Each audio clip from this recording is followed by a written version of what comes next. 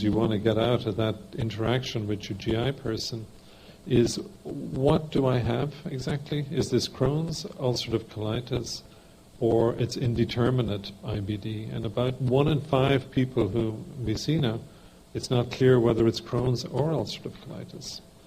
And the second really important thing you want to know is, where is it? Because that really changes the treatment and it changes surgical options. So if you don't know that, make sure the next visit you go to that you find out about that. The diary is very useful. It really is, because, and what you're looking for on the diary, I mean, people have different ones. I mean, it might be the frequency of bowel movements, or the amount of abdominal pain that I've had, or how well I feel today. And you score them, and you bring it with you. That's really helpful, and it's particularly helpful if you change treatment and you see what's how you responded to that. It probably depends on the nature of the disease, you know.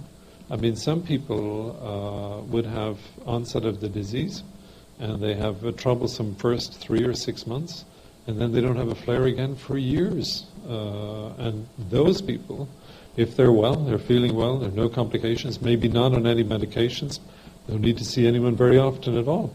On the other hand, we'd have people who get the disease, and it seems to be very aggressive right from the beginning, and requires much more active management, and they need to be seen more frequently. I mean, certainly I'd say the family doc in our system remains the quarterback, has to, for 2 reasons. One is we have about 1/5 of the number of GI specialists that they would have in the United States, so that's a problem. And the second thing is, unfortunately, we have the highest incidence of Crohn's and colitis in the world. Once upon a time, if you were on no drugs or a bit of 5-ASA, really, I mean, you're not going to get into trouble with those drugs, but the more potent immune suppressant drugs, like azathioprine or the TNF inhibitors, you need to be seen pretty regularly. And one key message I'd give you is that make sure that your vaccines are up to speed and that you get your flu shots every fall, because some of these drugs will knock your immune system down and you can get really sick. Now, the vaccine recommendation is new, so you may not have been checked for that before you were started on it. And we're going to be producing a little booklet that you can have, and you write in your vaccine status in it, and we want to know your rubella, mumps, measles, chickenpox, all of that stuff. That needs to be known if you're on drugs that change your immune system, because maybe you're not immune, and then you bump into the neighbor's kid who's got chickenpox, and then you got a problem. So we need to get that sorted out. So if you're on Imuran or 6-MP or Humira or Remicade, make sure that you know that, and it's something that you may need to ask people about. What's the line of communication here? Who do I get in touch with if things are kicking off? What are we doing?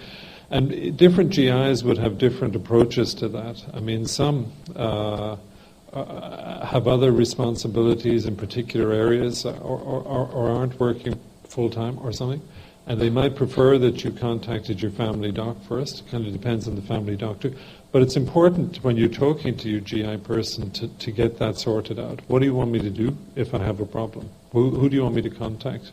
Have that conversation. The family doc's probably in the best overall position, and often in our healthcare system, your family doc is the only one who's getting all of the information.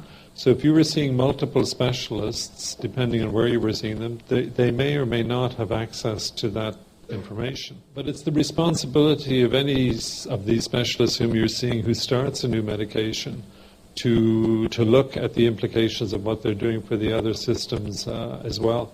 I mean, many of these drugs will work on more than one problem. I mean, for example, your colleague here raised the issue of joints. So you might be seeing an arthritis rheumatologist for joint pain, And they need to know what we're doing, because some of the medications that we use are good for arthritis pain, but some aren't. So it has to be cross-linked.